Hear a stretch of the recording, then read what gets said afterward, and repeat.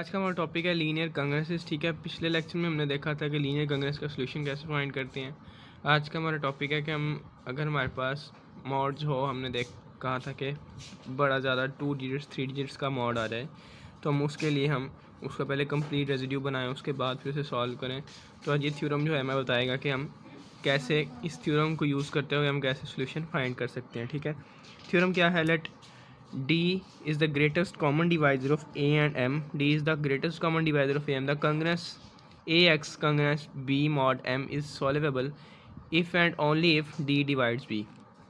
कहता है कि अगर D जो है वो A और M का ग्रेटेस्ट कॉमन डिवाइज़र हो इस कॉन्ग्रेंस में, तो इसका सोल्यूशन होगा तब ही होगा जब D जो होगा वो इस B को डिवाइड करेगा। ठीक है, जो हम A और M का ग्रेटेस्ट कॉमन डिवाइज़र लेंगे, ठीक है, GCD लेंगे, अगर वो B को डिवाइड करेगा तब ही हम कहेंगे कि इसका सोल्यूशन एग्जिस्ट करता है। ठीक है, if solution exist there are precisely D is in congruence solution mod M के जितना फिर हमारे पास कहता है कि सोल्यूशन हमने देख लिया कि अगर D B को डिवाइड करते तो सोल्यूशन एग्जिस्ट करेगा। और कितने सोल्यूशन होंगे वो फिर जितना हमारे पास GCD आएगा सोल्यूशन जो होंगे वो उसके उस कांग्रेंस के उतने हो सकेंगे। ठीक है, जैसे अगर हम A और M का GCD लें, हमारे पास GCD इसका आ रहा है 2, तो हम कहेंगे कि इसका सोल्यूशन कितने होंगे, एग्जिस्ट भी करेगा और इसके सोल्यूशन कितने होंगे, 2 होंगे सोल्यूशन। ठीक है, इसके आगे हम सोल्यूशन कैसे फाइंड करेंगे वो ये इसने बताया हुआ है कि x is equal to x asterisk plus M over D into T mod M. T क्या है, 0 से लेकर D-1 तक, where x asterisk is any solution of congruence के एक्स स्टैरिक जो है वो कोई भी एक कांग्रेंस का सोल्यूशन अगर हम निकाल लें, कोई एक निकाल लें। ठीक है, पहले तो इस चीज़ का प्रूव करते हैं कि D डिवाइड्स B। हम देखते हैं कि ये बात ट्रू है कि नहीं है, कि अगर D जो है वो B को डिवाइड करे तो इसके सोल्यूशन एग्जिस्ट वगैरह करते हैं या नहीं करते। इसका प्रूफ है, सपोज ये हमें गिवन है D greatest common divisor of A and M, A x congruence है B mod M has a solution. ठीक है, इफ़ एंड इफ़ ओनली जब D जो है वो B को डिवाइड करेगा। सपोज हमने कर लिया A एक्स कंग्रेंट है B मॉड M के अंदर हैज़ अ सोल्यूशन। हमने उस सोल्यूशन को S का नाम दे दिया कि S कोई ऐसा नंबर है जिसको हम X की जगह पे पुट करेंगे तो हमारे पास ये कंग्रेंस क्या होगी, ट्रू हो जाएगी मॉड M के अंदर। तो हमने X की जगह पे S पुट कर दिया मॉड M के अंदर। ठीक है, इसका डिफरेंस तो M क्या होगा, इसको देखते हुए लिख सकते हैं M divides difference of AS minus B। ठीक है, हमने यहाँ पे इसको डिविजिबिलिटी की फॉर्म में लिखें तो क्या बनेगा, T हमने कोई इंटीजर ले लिया तो इसको क्या बनेगा जी, AS minus B is equal to M into T. ठीक है, ये चीज़ आ गई। अब हमने देख AS minus TM is equal to B जो है, अब D के हमारे पास क्या था, ग्रेटेस्ट कॉमन डिवाइज़र था, A और M का ग्रेटेस्ट कॉमन डिवाइज़र था। अगर ग्रेटेस्ट कॉमन डिवाइज़र था तो हम इसको लिख सकते हैं, इस चीज़ को हम कैसे लिखेंगे, AS plus M into minus T is equal to B आ गया। ठीक है, अगर ग्रेटेस्ट कॉमन डिवाइज़र था तो हम इसको कहेंगे कि इसके लीनियर कम्बिनेशन को डिवाइड करेगा A और M के। ठीक है, अगर A और M का GCD D है तो D जो है वो A और M के हर लीनियर कम्बिनेशन को डिवाइड करेगा। तो हमने कहा कि D divides AS plus M into minus T. ये क्या है, एक लीनियर कम्बिनेशन है A और M का। ये किसके इक्वल है, B के इक्वल है, तो हमने क्या कह दिया, D डिवाइड्स B। ठीक है, अब कन्वर्सली चलते हैं, ये तो हमने प्रूव कर दिया। अब D डिवाइड्स B को लेके चलते हैं, हम ये चीज़ बनाते हैं। ठीक है, तो if D divides B then AX congruent B mod M has a solution. अगर D जो है वो B को डिवाइड करेगा तो उसका कंग्रेंस का कोई ना कोई सोल्यूशन होगा। ठीक है, हमने लिखा D divides B there exist such that K belongs to integer के K जो है कोई भी एक इंटीजर है। हमने इसको डिविजिबिलिटी की फॉर्म में लिखा, B is equal to D K आ गया। ठीक है, where D is the GCD of A and M। ये हमें पता है कि ये जो D है ये क्या चीज़ है, एक GCD है A और M का। Then D is the smallest linear combination of A and M। D जो होगा वो एक स्मॉलेस्ट लीनियर कम्बिनेशन होगा A और M का। ठीक है, तो S और T हमने यहाँ पे कोई भी इंटीजर ले लिया इसका लीनियर कम्बिनेशन बनाने के लिए। A और M का लीनियर कम्बिनेशन बनाया जिसके इक्वल हमने D को कह दिया AS plus MT is equal to D। इस इक्वेशन को हमने K के साथ मल्टीप्लाई करवाया ऑन बोथ साइड। ठीक है, मल्टीप्लाई करवाने के बाद जो हमारे पास इक्वेशन बन गई ASK plus MTK is equal to DK। यहाँ से हमने A into SK plus M into TK is equal to B। B को हम इस साइड पे ले आए तो क्या बन गया, A into SK minus B is equal to M into minus TK। अब यहाँ से हमें पता लगता है कि इसकी कंग्रेंस अगर फॉर्म बनाए हम तो क्या बनेगा, M divides AS minus B। ठीक है, M जो है ये इन दोनों के इस चीज़ को डिवाइड करेगा, ठीक है। ए इंटू एस के माइनस बी किसके मल्टीपल के इक्वल है, एम के किसी भी मल्टीपल के इक्वल है, तो हम इसको इस फॉर्म में लिख सकते हैं।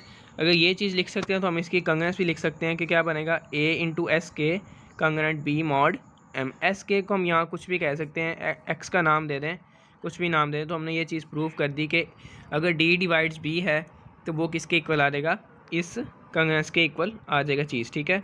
अब हम एक एग्जांपल लेके देखते हैं कि हम इस कंग्रेंसेस के सॉल्यूशन कैसे फाइंड कर सकते हैं। हमारे पास एग्जांपल है, example 2x congruent mod m5 है, ठीक है। हमने इसमें देखना है कि इस कंग्रेंस का सॉल्यूशन कितने एग्जिस्ट करते हैं, ठीक है, एग्जिस्ट करते भी हैं या नहीं करते।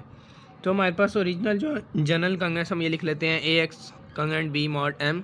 यहाँ पे a की वैल्यू क्या बनेगी, 2 बनेगी, b की वैल्यू 1 और m की वैल्यू क्या बनेगी इस कंग्रेंस की, 5 बनेगी। ये हमने लिख दी। अब हमारे पास थ्योरम जो हमने भी देखा उसका क्या था कि हम GCD फाइंड करते थे a और m का। a की वैल्यू 2 है, m की वैल्यू 5 है, हम 2 और 5 का GCD फाइंड करेंगे, क्या आएगा 1। पहला स्टेप ये हो गया। दूसरा स्टेप ये है कि देखना है हमने कि d जो है GCD वो b को डिवाइड करता है या नहीं करता।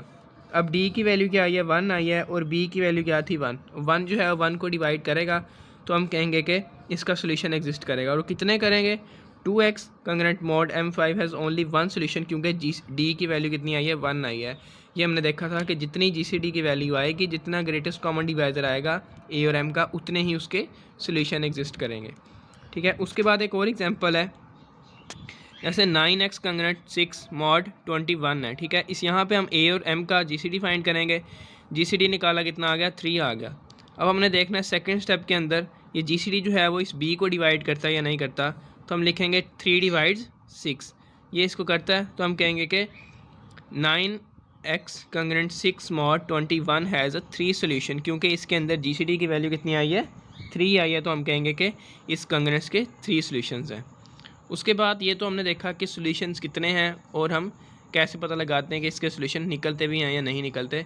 अब आगे देखना है हमने, दूसरी एग्जांपल देखते हैं कि सॉल्यूशन हम निकालते कैसे हैं। वो सॉल्यूशन जो हमने यहाँ पे देखा कि 1 होगा या 2 होंगे या 3 होंगे, उन सॉल्यूशंस को हमने निकालना कैसे है।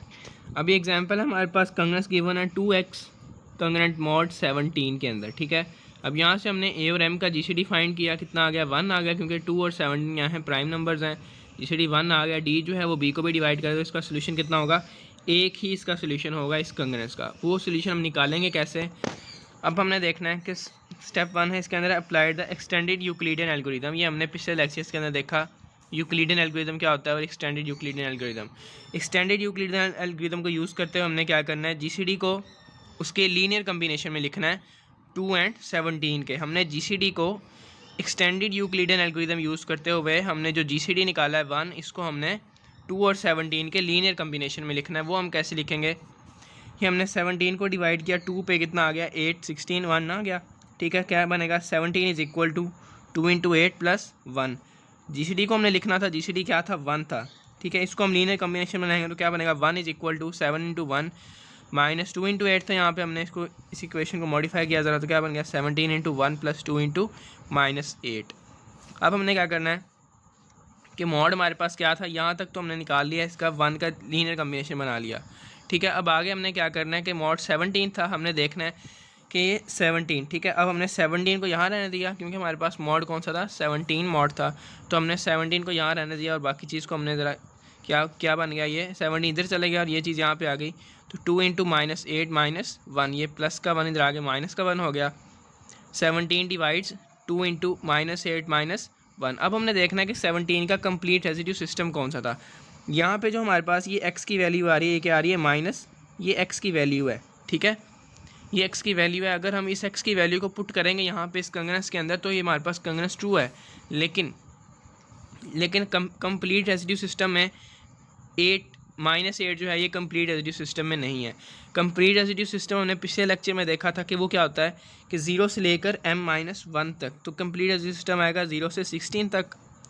अब हमारे पास जो सेट बन रहा है, ठीक है, -8 जो है वो सोल्यूशन है, लेकिन कंप्लीट रेसिड्यू में से नहीं है। अब हमने देखना है कि ऐसे कौन से नंबर हैं जो 17 मॉड के अंदर आपस में कंग्रेंट है। अब -8, 9, 26, 43 और अप टू सो ऑन, इधर भी नेगेटिव इन्फिनिटी तक, ये जितने भी नंबर्स हैं सारे मॉड 17 के अंदर आपस में कंग्रेंट हैं। अगर हम 26 को 17 पे डिवाइड करें जवाब आएगा 17 आएगा बाकी, ठीक है। इसको डिवाइड करेंगे तो हमारे पास सेम रिमाइंडर्स आएंगे। तो हम क्या कहेंगे कि -8 को रिप्लेस कर देंगे 9 के साथ, क्योंकि 9 ऐसा नंबर है जो इस कंप्लीट रेजिड्यू सिस्टम में से आ रहा है। अगर हम 26 करते हैं वो फिर 16 से बाहर चले जाता है, ठीक है। हमने इसलिए -8 की जगह पे 9 को रिप्लेस कर दिया, क्योंकि -8 जो है वो 9 के कंग्रेंट है। ये हम प्रूफ देख भी सकते हैं कि -8 जो है वो 9 के कंग्रेंट है मॉड 17 के अंदर। तो इसलिए हमने -8 की जगह पे इस सोल्यूशन की जगह पे 9 पुट किया, क्योंकि 9 जो है वो कंप्लीट रेजिड्यू सिस्टम में से आ रहा था। तो हमारे पास एक ही सोल्यूशन आया, वो कौन सा आया, 9 आया। ये हमारे पास क्या है, एक सोल्यूशन है, ठीक है। अगर हमारे पास GCD हमारे पास 1 आया था तो एक सोल्यूशन निकला। अगर GCD 2 होता तो 2 सोल्यूशन निकलने थे। 2 सोल्यूशन निकालने के लिए हमने एक निकाल लिया, तो दूसरे को निकालने के लिए हमने पीछे फार्मूला देखा कि हमारे पास अगर एक सोल्यूशन आ जाए, एक एक्सटेरिक सोल्यूशन आ जाए, तो हम बाकी सोल्यूशन जो है वो इस फार्मूले को यूज़ करते हुए निकाल सकते हैं, ठीक है। हम इस फार्मूले को यूज़ करते हुए निकाल सकते हैं। यहाँ पे टी क्या है, कोई भी इंटीजर है। टी है GCD से एक नंबर पीछे तक है, 0 से लेकर D-1 तक हमने टी की वैल्यूज़ एक एक दफ़ा करके पुट करनी है। तो हमारे पास उस कंग्रेस के तमाम सोल्यूशन